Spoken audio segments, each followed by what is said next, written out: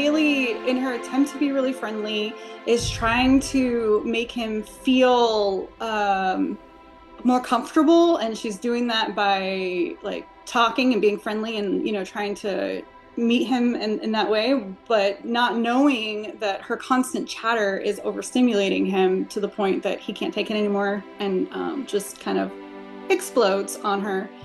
He feels bad about it, so he writes her a note of apology, and she ends up writing back, and then he writes back and forth. Even though they're living in the same house, just down the hall from each other, they're communicating through these letters on a deeper level.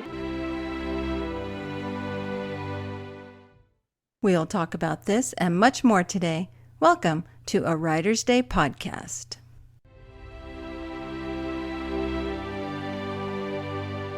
Hey everyone, welcome back to Writer's Day.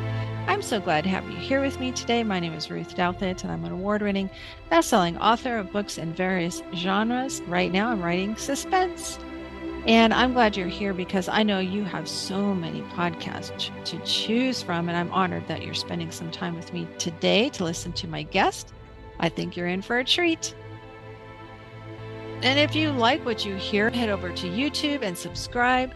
Head over to Spotify and like and follow me, and also leave a comment. I love to engage with my listeners, so let me know what you think of today's episode. And head over to artbyruth.com, my website, to sign up for my newsletter, where you will receive a free downloadable short story set at Christmas called A Christmas Scene. And yeah, so sign up for my newsletter and I'll send you that short story. And you can also learn more about me, my books.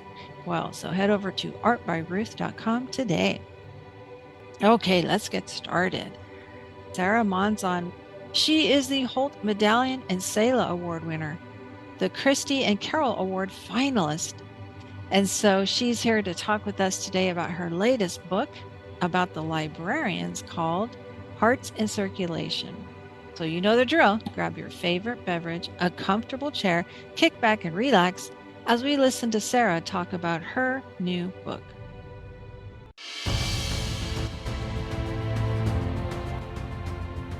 Hey everyone, welcome back. I'm so excited to have author Sarah Monzon on my podcast today. Welcome, Sarah. Thank you for having me. Of course, yeah, I'm super excited to get to know you and talk about your book. So why don't you start off by telling my listeners a little bit about yourself? How did you become a published author? Well, how did I become a published author? I've always really enjoyed reading stories, stories in general, writing. I started writing my first novel when I was a student missionary in China, when I was in college. That one is just my practice novel. That one's never been published or anything, but it definitely got me into being like, you know what, I can write a novel. So the kind of journey started there. And then after my firstborn was born, after my first child was born, I kind of struggled a little bit finding something that was like my identity was just in being a mom. Like it just took up all of my time. It was just all focused on him, and I needed something that was for me, and so I started writing again.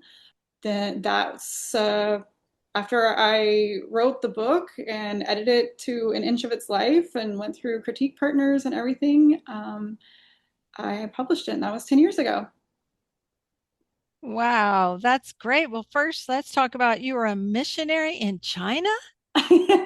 Well, a student missionary in China. So in between my sophomore and junior years of college, I went and I taught English to mostly kindergartners. And in China, they have 3 years of kindergarten. So it's like preschool and kindergarten. So anywhere between 3-year-olds and 6-year-olds, I was teaching English. So it was an interesting experience. It was really fun. Oh, I bet. Did they, come down hard on you all if you tried to share the gospel with those Well, students? it's definitely friendship evangelism. So you're not going out there and preaching or doing evangelistic series or anything like that, but just becoming friends with neighbors and people. Being white, being blonde, um, was people would approach me all the time. I had a lot of people just come up and touch my hair or want to take pictures, or a lot of people want to practice their English. So when they see that you are obviously not Chinese, they will just come up to talk to you. So you meet a lot of people. You don't even have to, like put yourself out there too much. You just have to ride the bus. Somebody's going to talk to you. So building connections, making friendships, and when it comes organically, then you can explain your faith. So like working with the Chinese teachers that I worked with in their classrooms, and things like that, just developing those friendships, and then just how conversations would organically talk about our different faiths, our different cultures, or different things like that. And so that's pretty much how evangelism goes when you're in a country where proselytizing is illegal. Ah, okay, fascinating. We had friends who were missionaries there years ago, and they did come under quite a bit of pressure. So that's what I was wondering how it was for you. Well, so as a child, did you write a lot? Did you enjoy writing in school? I did, yeah. In school, I remember in elementary school, especially, they had a young authors program. So they would pick like one story per grade type of thing, and then they would print it in an anthology and have like a party at the end of the school year for anybody who got their stories in the book. And so my story was picked like for every grade that I was at that school. My mom might still have those somewhere from like first grade. I remember my very first story that was ever printed was about a talking pen. Um, so yeah, and then my teen years, I like to write poetry. So I was always just doodling short stories and things like that. Oh, that's wonderful. I bet your mom does still have those. And so you said your first book came out 10 years ago? Yes, this is my 10-year publishing anniversary. Oh, wonderful. Now you mentioned critique partners and such, so you must Hmm. have taken maybe some writing courses or, went to conferences to learn about critique groups and everything. I joined ACFW, American Christian Fiction Writers, and they have it's called Scribes. It's like through email. So you would send in your chapter, and then whoever was in Scribes, and there's like a lot, uh, and wanted to critique it, that they would read it, critique it, and send it back to you, and then kind of like pay it forward and do that to them. That's where I first started with getting critiques, and I met my critique partners that I've had throughout the years from there. And so I never went to any conferences and I didn't take any classes, but I learned from other writers in that way, got their feedback and such forth. Nice. It is so helpful, isn't it? Oh, for sure. Yeah, because we start our work for so long that it's nice to get another perspective. Definitely. Yeah. And you can get that self-doubt going too, like thinking, oh my goodness, is the story even working? And then so if somebody else is also reading it, they can be like, yes, I am invested. Your characters are coming across, So when you have that doubt in your mind, thinking that nothing's making sense or your characters are one dimensional, they could be like, no, no, I'm reading it and I'm telling you. And they'd be like, okay, I'll trust you.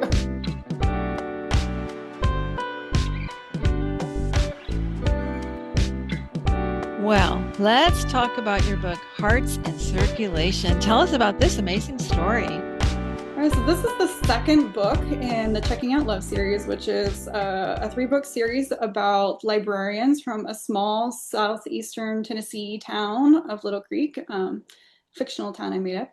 And so this is the second book. She is the circulation librarian, so she drives the newly gifted bookmobile, whom she names Cletus, because she names everything that's like one of her quirky things. So she drives Cletus and he breaks down, and there is a rock slide, and she gets stranded in a tiny little hollow of a town named Turkey Grove, where she's stuck with a reclusive mechanic who's a bit grumpy on the outside, but a total teddy bear on the inside. Oh, okay. I see where that's going. Yeah, have a What little forced proximity. now, what made you want to write about a bookmobile, which I've seen those before, so they are cute, but what made you want to write about that? Yeah, well, when I originally pitched the idea of a book from a librarian, it was only I only had one idea, but my editor was like, "Can you come up with a couple more story ideas?" And I was like, "Yes, of course." So I wanted each of the librarian, because she wanted three librarians, I wanted them each to have their own like twist or aspect to being a librarian, so it's not they're not all doing the same thing. So I thought having a bookmobile would just be really fun and give her her own unique job description. Oh, that's cute. Did you have fun, describing it, what it would look like and everything? Oh yeah, it's been fun. I've had some readers that are like saying that the bookmobiles it's basically its own character, so that's been pretty fun too. Yes, we went to a book event back in May and they had a bookmobile there and it had a pink fur carpeting and a chandelier inside. Oh It was wow, it was so cute. I loved it. that sounds adorable. Well, so Haley and Levi, tell us about them and what were some challenges in making them, so different and yet wanting them to come together? Yeah, so Haley is very bubbly, very outgoing, very friendly. And that and in contrast, Levi is reclusive and grumpy and it's not really fond of people. He likes fictional people. He's a reader too, but he doesn't like real people.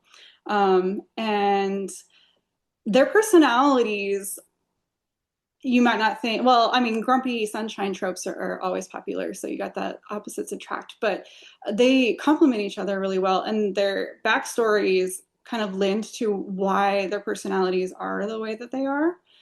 So Haley had a liver transplant when she was young, and so she is always trying to like live up to her second chance of life type of thing. So she's always trying to do good deeds for others and does volunteer work and is things like that. And then Levi has a sensory processing disorder and it gets very overstimulated and overwhelmed and is just kind of withdrawn himself from having to find what his accommodations would be to be a little bit more social. So they help each other out in those ways as the story Hmm. develops. It's a character arc for them.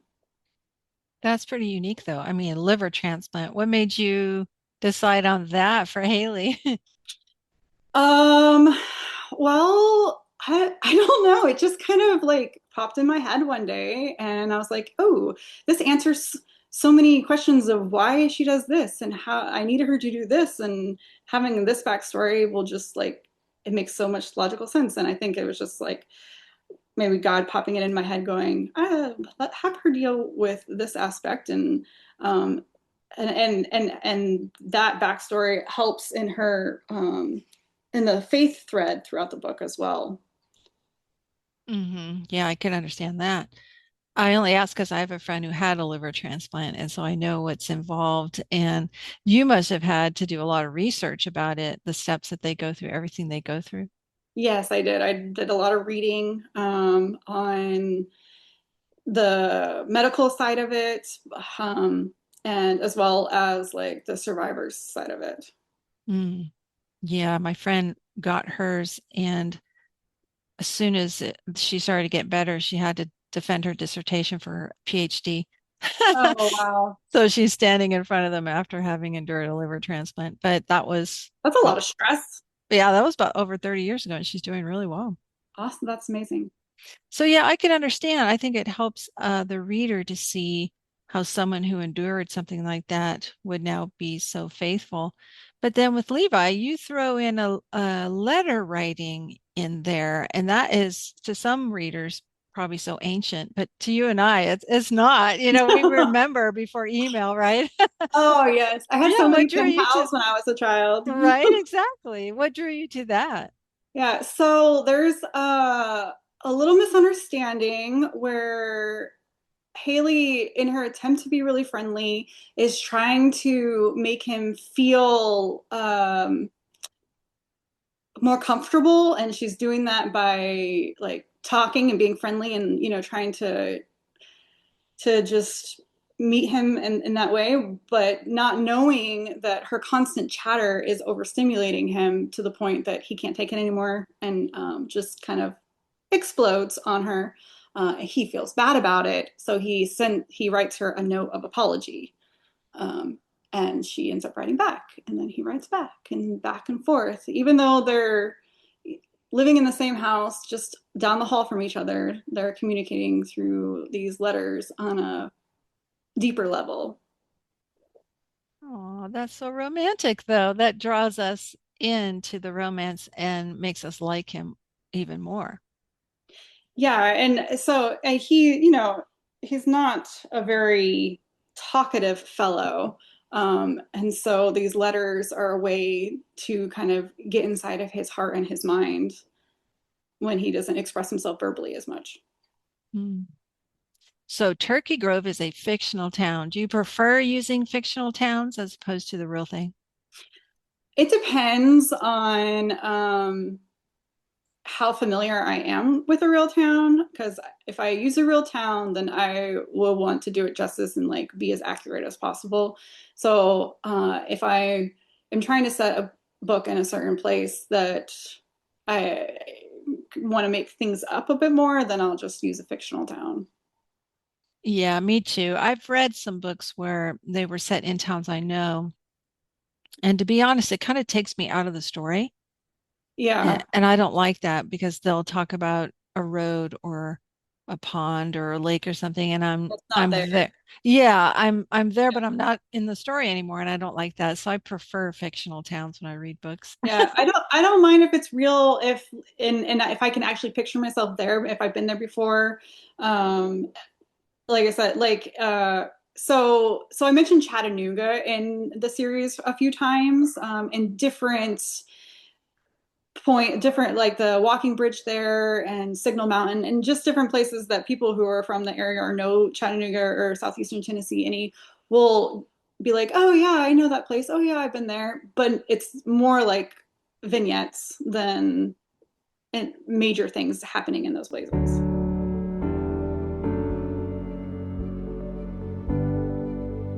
So, as Christian authors, we want our readers to take away something besides being entertained, of course, right? Mhm. So, what do you want readers to take away from Hearts in Circulation?